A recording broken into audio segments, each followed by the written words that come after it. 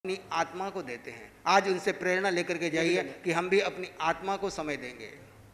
यही उनका जन्म दिवस मनाने का सार्थकता होगी। आपके स्वस्थ आयुष्य की मंगल कामना करते हुए आपका आशीर्वाद एवं आपका मार्गदर्शन संपूर्ण श्रमण संघ को ही नहीं, संपूर्ण जिन शासन को दीर्घ काल तक प्राप्त हो, यही मंगल भावना। मैं आज आप श्री को सुनने के लिए आया हूं, बोलने के लिए नहीं आया हूं। हम तो रोज बोलते हैं, प्रवचन सुनना बहुत कम मौका मिलता है। आज गुलाबचंद जी के कारण ही मैं यहाँ आने के लिए सौभाग्यशाली हुआ हूँ और ऐसे दिन पर आया हूँ जब आपका जन्मदिन है, 77वां जन्मदिन है। वो मेरे लिए विशेष सौभाग्य की बात है।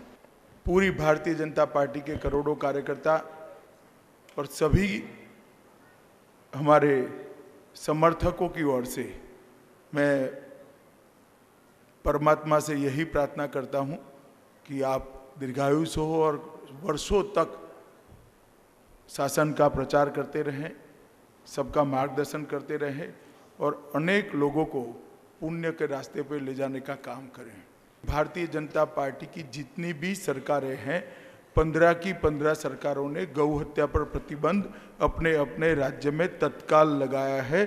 जहां नहीं था वहीं पर भी हमने आकर लगाया है। हर्ष हर्ष। उत्तर प्रदेश के अंदर भी, उत्तर प्रदेश में भी चुनाव के पहले ही हमने तय किया था कि यहाँ शासन बनने के बाद अगर उत्तर प्रदेश की जनता भारतीय जनता पार्टी को मौका देती है शासन करने का, तो शासन करने के बाद जितने भी कत्ल खाने हैं उस पर, अवैध कत्ल खानों पर तत्काल रोक लगाकर नियमों के अनुसार कार्यवाही होगी और गौ हत्या पर प्रतिबंध का कठोर पालना किया जाएगा। और आज बहुत सारे राज्यों ने इस दिशा में आगे बढ़े हैं, मगर ये आपकी बात सही है, कोई संतोषजनक स्थिति नहीं है, इससे संतोष माने ऐसी परिस्थिति भी नहीं है। परंतु एक शुरुआत आज़ादी के बाद, सालों के बाद, जहाँ जहाँ भारतीय जनता पार्टी का शासन आया हमने करी है। और भारतीय जनता पार्टी जनसंघ के रूप में और भारतीय जनता पार्टी के रूप में राजनीति पर लगभग 68 सालों से हम काम कर रहे हैं। हमारा राजनीतिक क्षेत्र के अंदर काम करने का आधार ही भारतीय संस्कृति है। उसको संरक्षण और संवर्धन के लिए ही, भारत के उत्कर्ष के लिए ही भारतीय जनता पार्टी राजनीति के अंदर काम करती है। और हमने राष्ट्रवाद, विश्व में जितने भी राष्ट्रवाद हैं, राष्ट्रवाद की व्याख्याएं हुई हैं, वो सब जियो पॉलिटिकल राष्ट्रवाद है। भूभौतिक भौगोलिक राष्ट्रवादों की व्याख्या हुई है। देश की सीमाओं के साथ जुड़े हुए राष्ट्रवाद की व्याख्या हुई है। युद्ध से बने हुए राष्ट्रों के राष्ट्रवाद की बात हुई है। क्रांतियों से बने देशों के राष्ट्रवाद की बात हुई है। हमने सांस्कृतिक राष्ट्रवाद की कल्पना पहली बार विश्व के राजनीतिक पटल पर भारतीय जनसंघ और भारतीय जनता पार्टी ने रखी है। और हम जियो कल्चर, भू सांस्कृतिक राष्ट्रवाद के अंदर मानने वाली पार्टी है। और संस्कृति से ही देश बनता है, संस्कृति से ही देश अकबंध रहता है, एकजुट रहता है। इसमें हमारा पूर्ण विश्वास है। चाहे योग को बढ़ावा देना हो, गौ हत्या की गतिविधि को रोकना हो, दुनिया भर में जहाँ पर भी भारतीय मूल के लोग बसे हैं वो अपनी संस्कृति का अनुसार जीवन जी सके, इसके लिए उनको मदद करनी हो। कई सारे ऐसे काम भारतीय जनता पार्टी की सरकार आने के बाद किए हैं। ये कोई प्रचार का विषय नहीं है, क्योंकि हमारी मूल मान्यता है। मोदी जी को फिर से विजय का आशीर्वाद दिया है, इसके लिए हम सब आपके हृदय से आभारी है। विजय पुरुषार्थ और पराक्रमों से नहीं मिलते हैं। मेरी दृढ़ मान्यता है विजय बूढ़ों के आशीर्वाद से और विशेषकर संतों के आशीर्वाद से मिलते हैं। वयोवृद्ध तपोवृद्ध संतों के जब आशीर्वाद मिलते हैं तो विजय श्री को साथ में आना ही होना है। आज आपका आशीर्वाद मिला है, हम सब का संबल बहुत बड़ा है, मैं शब्दों में इसको व्यक्त नहीं कर सकता। और आपने जो भावनाएं मेरे सामने रखी हैं वो हम सब की भावना है, फिर भी आपके मुंह से, आपकी जीवा से हमारे सामने आई है, तो इसका बहुत बड़ा महत्व है। उसको हृदय में संजो कर मैं चाहता हूँ और जितना भी हो सकेगा उतना करने का आपके श्री चरणों में आश्वासन देकर जाता हूँ। इतनी ही बात कर मेरी बात को समाप्त करता हूँ। फिर से एक बार जिन शासन देव की। आज भगवंत का 77वां जन्मदिन है। अमित शाह जी आप यहाँ पधारे हैं। आज हमारे लिए एक बहुत सौभाग्य की बात है। मैंने कई बार जो बीरबल हैं, अकबर के बीरबल जिसको कह दे या पटेल कह दूं मैं, अमित शाह के लिए ऐसा व्यक्तित्व जैसे पटेल ने निर्णय लिया था, यदि पटेल थोड़ी देर और रहता ये कश्मीर की समस्या का कभी समाधान हो जाता। हमें विवाद करना पड़ता है, हज़ारों लाखों की कुर्बानी हो जाती है, फिर भी कोई समस्या का समाधान नहीं होता। तो आज की इस राजनीति में हमारे प्रधानमंत्री नरेंद्र मोदी जी, जो एक उनकी सभी स्वच्छ, निर्मल, ईमानदार व्यक्तित्व के धनी है, ऐसा कार्य पहले भी प्रधानमंत्री बने। जब मैं याद करता हूँ लाल बहादुर शास्त्री को, ऐसे ईमानदार प्रधानमंत्री जिनको अपनी पत्नी को देने के लिए साड़ी भी नहीं थी, एक कार भी नहीं थी, पर वो आखिरी दम तक जय जवान जय किसान का नारा देते देते चले गए।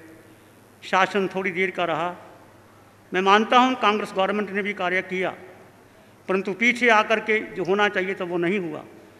10 साल की अवधि में गौ हत्या के लिए कार्य किया और उस पैसे बचाने के लिए कि गौ हत्या होती रहे, हमने बहुत विरोध किया।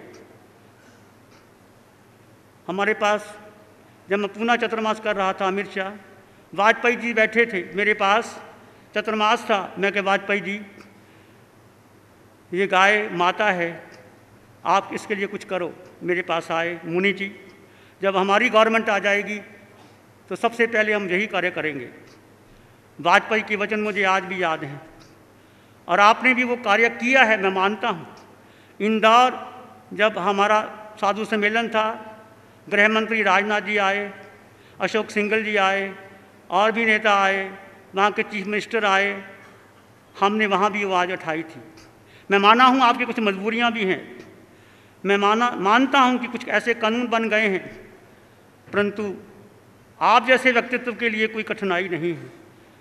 कैसे आपने पासा पलटा यूपी गवर्नमेंट का, एक ऐसी योगी को लाके खड़ा कर दिया और ऐसा उसका अस्तित्व, ये आपकी सूझबूझ का परिणाम है। और भी हम देखते हैं, पेपर भी पढ़ते हैं, जहां आप पहुंच जाते हैं।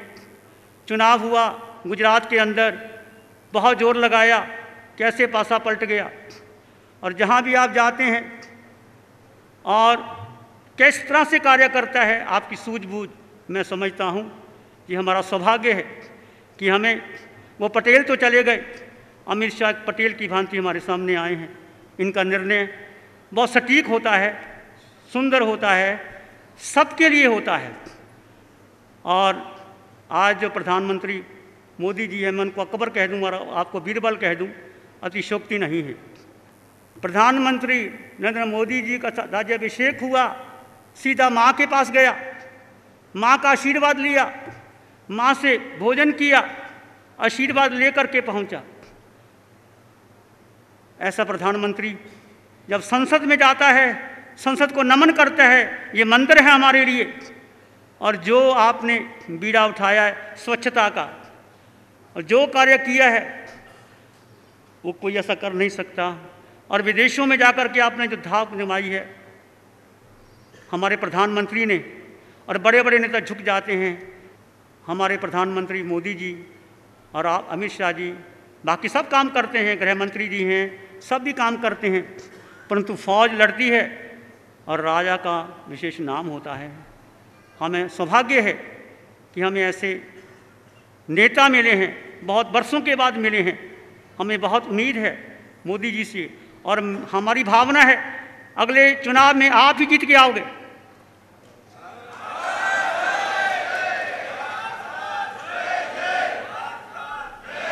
ये संतों के वचन है, अंदर से आशीष निकलती है हमारी। कांग्रेस गवर्नमेंट ने जो नीतियाँ बनाई, गौशाला को लेकर के पॉलिसी बनाई, मांसाहार को लेकर के प्रचार प्रसार किया, हम इसके बहुत खिलाफ हैं। गौ माता है ये देश, भारत का देश, महावीर बुद्ध गांधी का देश। गांधी नहीं चाहते थे कि गौ की हत्या हो, और कृष्ण जो गौशाला में रहते थे, घूमते थे, गाय का दूध पीते थे, ये नदियाँ बहती थी। परंतु आज मैं आपसे विनम्रता से कहता हूँ, आपकी कठिनाइयाँ ज़रूर होंगी, मैं मानता हूँ। ऐसा कानून बनाइए कि किस तरह से आप इसको कर सकते हैं। जैसे हमें बहुत खुशी है कि आपने योगी को ऐसे ला करके, पहले भी गवर्नमेंट होती थी, उनकी एक नीति रहती थी, खुश करने की नीति रहती थी। आपको कोई परवाह नहीं, किसी को खुश नहीं करते, एक सीधी लाइन लेके चलते हैं, धर्म के नाम पर चलते हैं, सत्य के नाम पर लेके चलते हैं। और आज राजस्थान में हमारे गृह मंत्री जी, ये भी एक योगी हैं, सात्विक हैं, सज्जन पुरुष हैं। आज सुबह आए थे, मुझे कहने लगे मुझे ऐसा जीवन दी कि मेरे जीवन में राजनीति में कोई दाग ना लगे, और स्वच्छ जीवन है इनका। बस मैं एक ही बात कहता हूँ, आपने बहुत अच्छा कार्य किया है, आपके डिसीजन बहुत सुंदर है, और आपने कार्य जो किया है वो प्रशंसनीय। मैं हमेशा कहता हूँ, मैं आपके सामने नहीं कहता, इंदौर में मैं बोलता हूँ, मोदी जी के बारे में हमेशा हमारे अंदर से आशीष निकलती है। एक फ़कीर है वो, कुछ नहीं चाहिए उसको, अपने लिए नहीं चाहिए, उसका आग कुछ नहीं है। मैंने सुना, पेपर में पढ़ा कि मोदी जी खाना खाने के लिए वहाँ गए, संसद में खाना खाया, उनका बिल आया 29 रुपये कुछ पैसे, वो पैसे दिए, उन्होंने खाना खाया। आश्चर्य। नहीं तो लोग किस तरह से, सीधा आदमी, इतना सुंदर स्वच्छ धवी, और सारी मोदी के नाम से जब कोई बात आती है पहले छुट्टी ले लेते थे, सब कर लेते थे, ऐसा हो जाता था। तो मैं आपसे उम्मीद करता हूँ, क्योंकि आप एक ऐसे राज्य के अधिकारी हो और आपके पास बल है, बुद्धि है, निर्णय लेने की क्षमता है। कई बार आप बुद्धि होती है, बल होता है, पर कोई निर्णय नहीं ले सकता। आप पटेल की भांति निर्णय लेते हैं। मुझे आपको देख करके पटेल की याद आती है, मोदी को देख करके लाल बहादुर शास्त्री की याद आती है। और दूसरी बात, हमारी जैन धर्म में सलेखना संथारा को सर्वोच्च माना जाता है। आप जानते हैं, सभी तीर्थंकर भगवान सलेखना संथारा लेते। और पीछे राजस्थान हाई कोर्ट ने कुछ ऐसा निर्णय दिया, उसके विरोध में दिया, सुप्रीम कोर्ट में केस गया, और उसमें 1 मिनट के अंदर स्टे ऑर्डर हो गया। परंतु स्टे ऑर्डर हो गया, उसको पास हो जाना चाहिए। आप जानते हैं जैन धर्म के नियमों के बारे में, जैन धर्म ने कितना कुछ दिया है। जैन धर्म के श्रावक सबसे ज़्यादा टैक्स देते हैं, ईमानदार हैं, जब ज़रूरत पड़ती है लोग आगे आते हैं।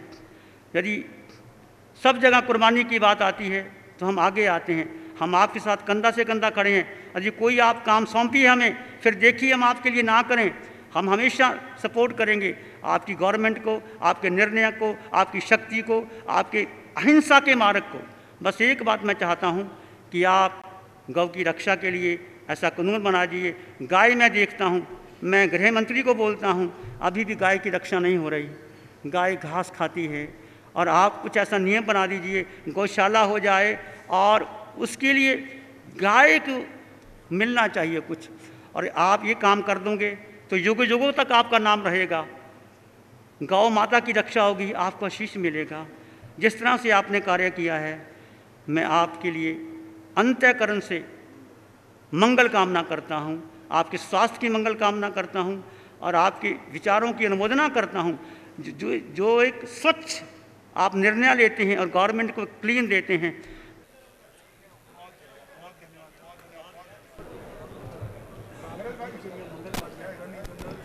जब अवसर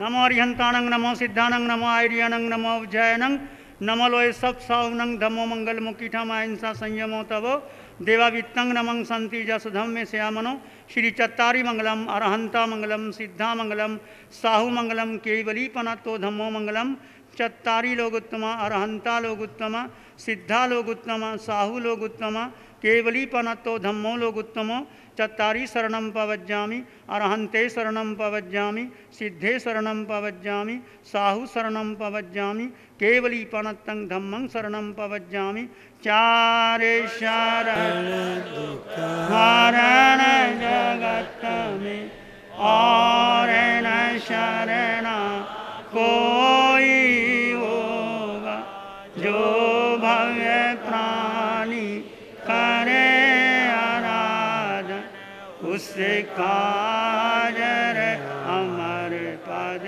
हो उससे का सदा ही मंगल